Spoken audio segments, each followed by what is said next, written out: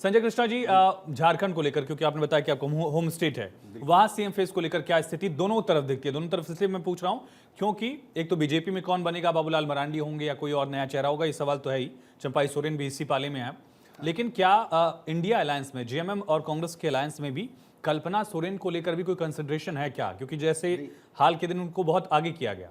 वो तो देखिए, उनको हावी करने के पीछे रीजन था कि हेमंत सोरेन खुद अवेलेबल नहीं थे। अब जब हेमंत सोरेन अवेलेबल है तो इस पर कोई कहीं दो राय नहीं है कि सीएम का चेहरा तो वही है। अगर उनकी सरकार बनती है तो बिल्कुल निश्चिंत रहिए कि सीएम वही बनेंगे, कोई और नहीं बनने जा रहा। बीजेपी की तरफ, बीजेपी में बाबूलाल मरांडी जब आए हैं तो उनको इसीलिए पार्टी का अगुवा बना के लाया गया है कि उनके नेतृत्व में ही एक्चुअली झारखंड में चुनाव लड़ा गया है, उनको सामने रख के ही लड़ा गया है और बीजेपी में उनका बहुत बड़ा रोल रहा है इस चुनाव में।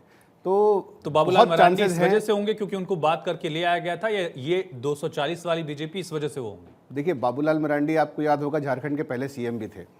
बाद में उनको रिप्लेस किया गया था, अर्जुन मुंडा बने थे तो उसके उन्होंने अपनी पार्टी बनाई, एक लंबी उनकी जर्नी रही है। उसके बाद उन्होंने अपनी पार्टी को वापस बीजेपी में मर्ज किया। बीजेपी में वापस आने के बाद वो बीजेपी को आगे फ्रंट से लीड कर रहे हैं फिलहाल इस चुनाव में। तो अगर बीजेपी की सरकार बनती है तो अब पार्टी की अपनी पॉलिसी है, हम कुछ बहुत नहीं कह सकते, पर 99.99% चांसेस है कि सीएम के उम्मीदवार वही रहेंगे। और कोई सेकंड थॉट? सेकेंड थाउट तो अभी फिलहाल, क्योंकि झारखंड में डिमांड भी हमेशा यही रहती है कि आदिवासी सीएम होना चाहिए। पिछली बार रघुवर दास आदिवासी नहीं थे, उसका एक खामियाजा बीजेपी ने भुगता है। तो अभी सेकेंड लाइन में तो कोई भी नहीं है। चंपई सोरेन को तो आप कहीं कंसिडर मत कीजिए, वो दूर दूर तक कहीं भी नहीं आते इस रेस में। हाँ, बाबूलाल मरांडी के बाद अगर कुछ ऐसा होता है तो अभी पार्टी में एज सच कोई बड़ा लीडर नहीं है जो कि राज्य की राजनीति में बड़ा हो। केंद्र से अगर किसी को वहां पे बनाया जाता है तो एक अलग बात होगी और वो पार्टी की इंटरनल ही होगी। वो आपको तो फिर वो डिपेंड करेगा कि आंकड़ा क्या है। बिल्कुल वो उसके बाद ही पता चलेगा, क्योंकि बीजेपी ना हमेशा इस मामले में पत्ते अपने नहीं खोलती। आप नहीं गेस कर सकते, जैसे आपने यहाँ मध्य प्रदेश में देखा, आपने उड़ीसा में देखा, आपने राजस्थान में देखा।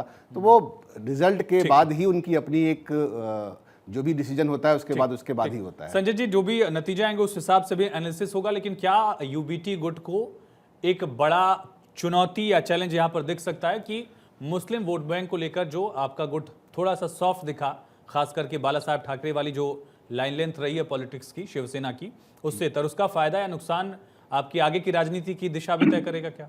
यूबीटी असल में बाला साहब ठाकरे के बारे में जो भारतीय जनता पार्टी ने प्रोपेगेंडा फैलाया है, सब लोग उस पर चल रहे हैं, वो वही देखते हैं जो प्रोपेगेंडा भारतीय जनता पार्टी। नहीं सर, मैं किताबें भी थोड़ा बहुत पढ़ लेता हूँ। खैर, बाला साहब ठाकरे ने एक कम्युनिटी को लेकर क्या कहा था कि कैंसर कहा था, क्या कहा था, वो आपको याद ही होगा। तो बाला साहब बारे में सुन लीजिए 2 मिनट में, इसलिए प्लीज बोलिए आपसे कि बाला साहब ने जो राजनीति शुरू की थी, वो उद्योग जो उनको मराठियों को रोजगार नहीं दे रहे थे, वहां उद्योगपति महाराष्ट्र के, उनके खिलाफ उन्होंने बड़ा उग्र आंदोलन शुरू किया था।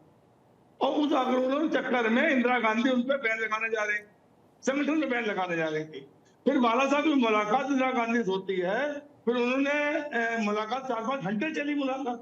इसके बाद उन्होंने माना नहीं, आपकी जो कार्य प्रणाली है, जो काम है वो बिल्कुल सही है, इसमें मैं मानता हूँ बाला साहब के ऊपर कोई बैन नहीं लगा सकते। इसके बाद उन्होंने 67 से लेके जब तक बाला साहब की विचारधारा वाला एक बड़ा पहलू हो सकता है।